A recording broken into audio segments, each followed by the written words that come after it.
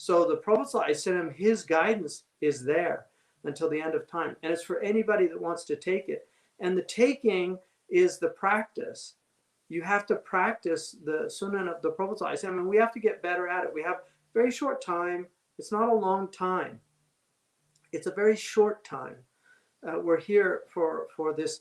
It's kalamhan bil basar. It's like a flash of an eye, the Quran calls it. It's just a very quick time. They'll say, "Kam labithtum," how long did you tarry in the earth? They say, "Yawman aw ba'da yawm," like a day or a part of a day.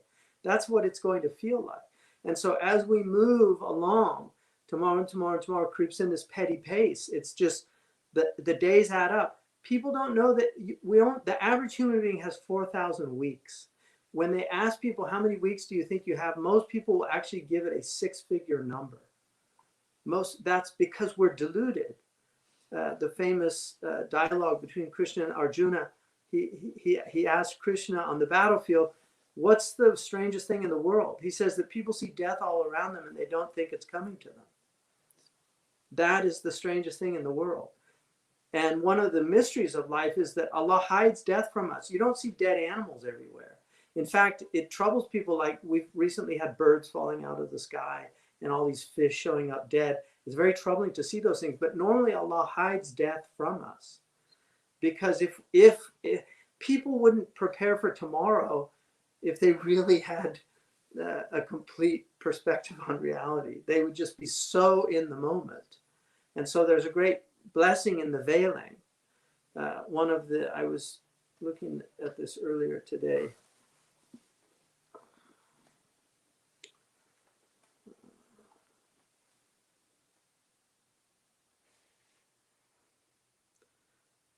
About inanimate things. One of the things about the Prophet ﷺ is inanimate things spoke in his hand. So he held up pebbles and they started doing Subhanallah. And not everybody could hear it. Abu Bakr and Omar could hear it. Not everybody can hear it. So this is from another teaching, but it's very interesting. This is from the Chan tradition.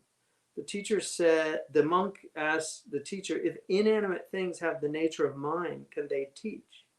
The teacher said they're clearly always teaching uninterruptedly. In other words, the whole creation is teaching. It's all ayats. Sanurihim ayatina.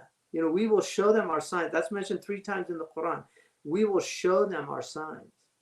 So the ayat are going to manifest. There's things today that the Prophet ﷺ told us about that nobody would have ever thought in a million years, that the buildings in Mecca could reach the tops of the mountains. The Prophet ﷺ told us that.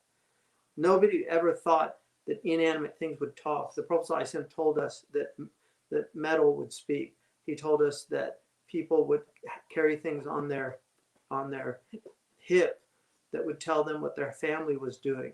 He said that people would talk to their shirak na'al. In Arabic, that's one of the meanings of shirak na'al, which is the universal sign for the telephone. He told us that shoes would talk. There's a hadith that said shoes would talk. Nike produced a talking shoe. And in fact, their ad said these shoes were made for talking. And the Prophet ﷺ said that the shoe would talk towards the latter days. The Prophet ﷺ said the proletariat would rise up and overthrow the aristocracy. He said, تَهْرِكُ الْوُعُولِ وَتَظْهَرَ التُّحُوتِ. Wu'ul are the aristocrats, and the tuhut are the people who have no, they're the low people. And the Prophet said one of the signs of the end of time is that the low people would overthrow the high people. The aristocrats would be overthrown all over the world. Everywhere there were kings. Now there are no kings, and even the ones that are there, they're not like real kings. They're tourist attractions. So this is what's happened. The Prophet ﷺ told us all these things. So time is running out. The love of the Prophet ﷺ is extremely important. It's something that it's, well, the Arabic word is beautiful because hub is one of the derivations of hub is hab, which is seed. So hub is something that is, people fall in love, but then they end up in divorce court. What happened?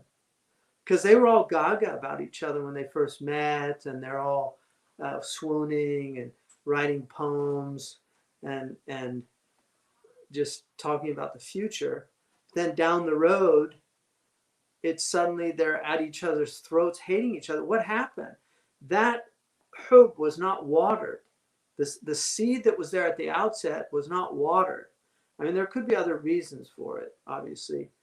Part of it is simply romantic love, which is Western love, is a high that once it's worn off, it's like a drug. They need it again, so they go looking for it over and over again. They did a study where they had people. It was a very interesting study that was done. I think it was at Harvard, where they took they had pictures that people could choose, but once they chose it, they had to stick with it, and they couldn't refund it or get it back. Then but the other one, they gave them 3 months to return it and get another one. And what they found is the people that chose the one, knowing that they couldn't choose another, they were actually satisfied with it and actually had great regard for it.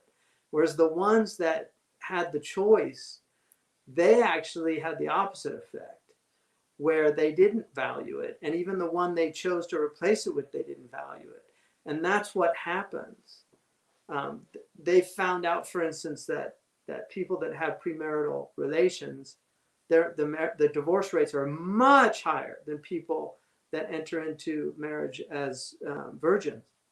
So this is part of the problem of the time we're living in, is that people think they can just go throughout life just picking and choosing, whereas the reality of it is you have to know early on and then stay the course. And that's the gift of this tradition, is that the Prophet ﷺ came to us. He actually gave us guidance. There's nothing that, I mean, thank God we don't have tattoos. I don't have any tattoos. Why? Because the Prophet ﷺ, maybe if I wasn't a Muslim, I'd be like everybody else. I hope I wouldn't, but maybe I would, and have tattoos all over my body. Why? Because I have guidance from my Prophet ﷺ, who said it's haram to deface God's handiwork. It's like graffiti on this extraordinary creation of God. Like, how dare you? Like, by what right do you have to deface God's handiwork? So that's the guidance. Alcohol. There's people that can drink. You know, when I was growing up on the Greek side of my family, I'm mostly Irish, but my grandfather was Greek. So they always, when I stayed at my grandfather's during the summer, they would have, we were little kids, they would give us like half a thing of wine and water. Like, those Greeks do that. Well, the alcoholic rates are pretty low in Greece because they accustom these kids, you know, to just a little bit. And but the point is, there are benefits that they'll tell you about drinking wine, but there's going to be a percentage of people whose lives are devastated by alcohol. So our religion, we forego certain things for the greater good. So Allah subhanahu wa ta'ala said, there's benefit in it, but its harm is greater than its benefit. And so our Prophet ﷺ gave us guidance about drugs. We don't take drugs. I don't need drugs. I mean, all these people out there, they can't handle reality, so they check out. Our reality is Allah. Everything else is the illusion. They can't handle the illusion. But when Allah is your reality, you can handle the illusion because you know it's one. It evanesces in front of your eyes. It's all changing and disappearing. And kullu yawmin huwa fi shan. And then we're going to die and be raised up, and we're going to be with reality. So we don't need to check out of reality, because reality is what we're pursuing. We want reality. We want al-haq. So this is really, really important to know, that you should love the Prophet ﷺ for his sacrifice, for his guidance, for all these things that he's done us, but also simply because nobody is more worthy of love than the best of creation.